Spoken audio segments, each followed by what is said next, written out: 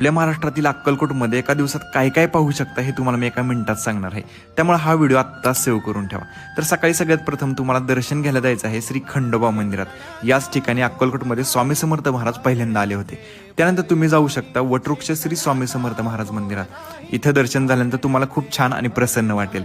यानंतर तुम्ही जाऊ शकता इथूनच जवळ असलेल्या गुरु मंदिर म्हणजेच बाळप्पा मठामध्ये, कारण या ठिकाणी स्वामींचे पावले जागोजागी उमटले आहेत। याच ठिकाणी दर्शन झाल्यानंतर तुम्ही महाप्रसादाचाही लाभ घेऊ शकता।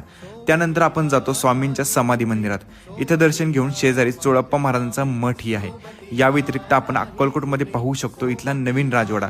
यामध्ये आर्मरी व म्युझियम आहे। ते पाहण्यासाठी तुम्हाला 20 रुपयाचे तिकीट घ्यावे लागेल। त्यानंतर आपल्याबरोबर लहान मुलं असते तर तुम्ही जाऊ शकता अक्कलकोटमधील यात्रीभुवन पासूनच पुढे असलेल्या श्री समर्थ वाटिका व बालउद्यान या ठिकाणी, जिथं तुम्ही फॅमिली सोबत आरामात तास 2 तास वेळ घालवू शकता। तर हा व्हिडिओ सर्व स्वामी भक्तांना नक्की शेअर करा। श्री स्वामी समर्थ।